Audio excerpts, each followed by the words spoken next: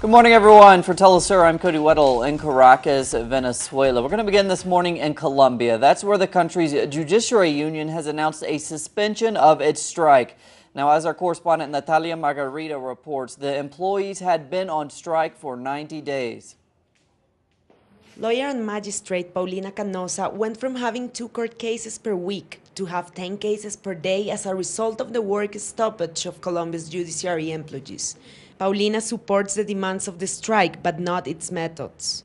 It's one thing to agree with the objectives of the labour struggle, but a different thing to support their methods. The judicial union, ASONAL, has chosen the strike as their way to achieve their demands.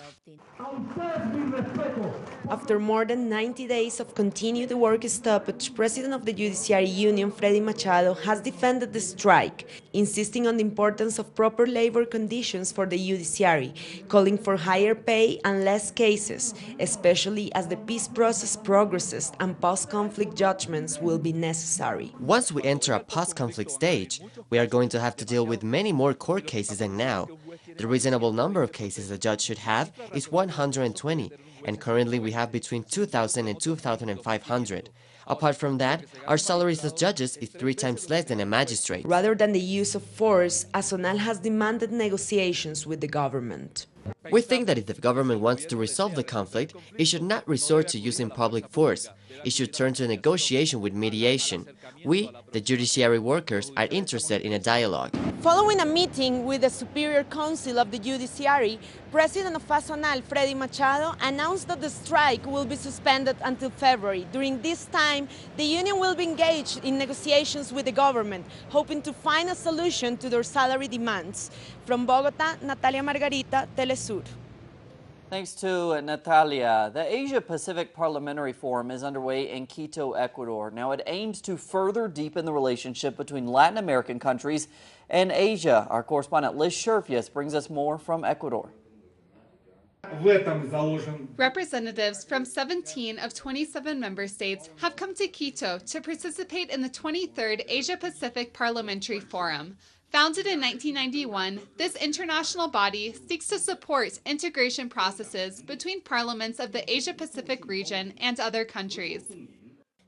It is estimated that until 2025, 50% of the global GDP will be in the Asia-Pacific region. This is an opportunity for us to strengthen interparliamentary ties, and from this relationship, we'll be able to strengthen the decisions taken by our heads of states as well. Among topics discussed in this forum are cyber defense, cultural patrimony, a new world financial order, security, and sustainable development.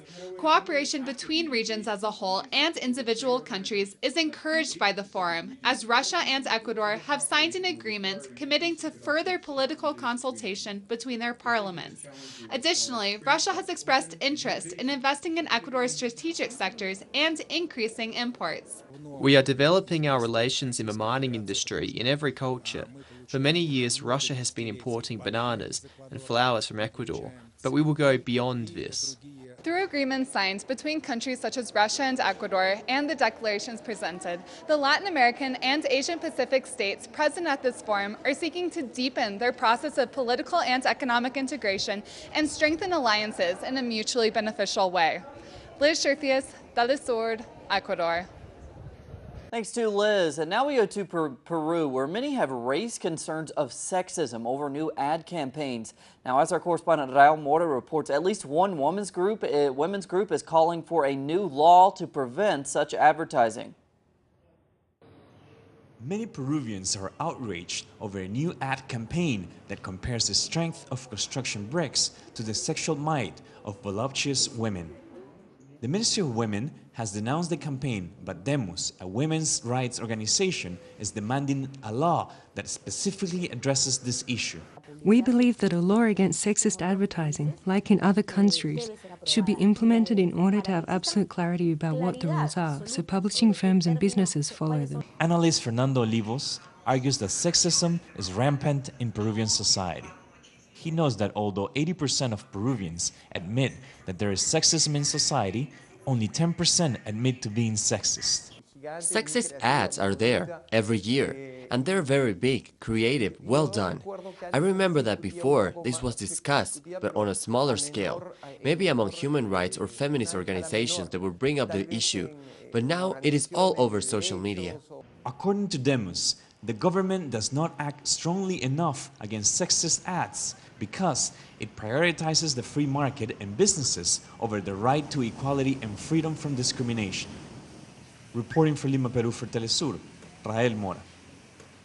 Thanks to Rael. Around the world, we go to Ukraine, where Ukrainian forces continue to violate the humanitarian truce agreed upon between pro-Russian troops in December.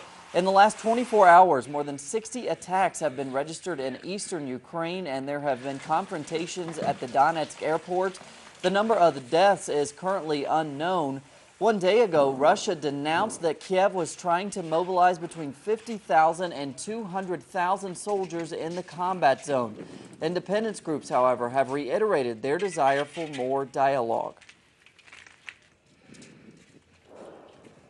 Turning now to Iraq, government forces say they have beaten back an offensive by the Islamic State group just north of Baghdad. Now, the Islamic State group has repeatedly tried to push south towards Iraq's capital this week, but government forces backed by local militias now say they have the group on the defensive. The Islamic State group still controls much of the countryside north and east of the capital.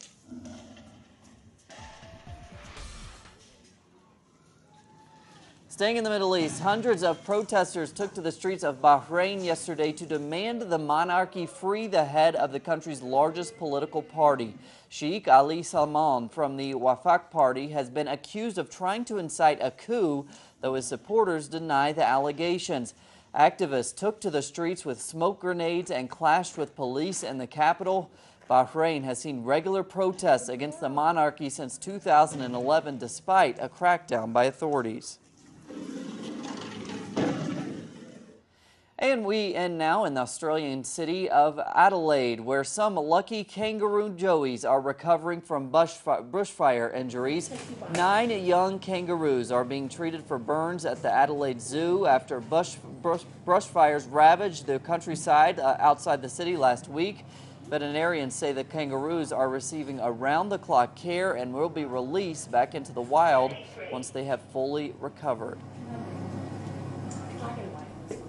Plenty more on those stories and others at our website, telesurtv.net/English. For Telesur English, I'm Cody Weddle. Have a great day.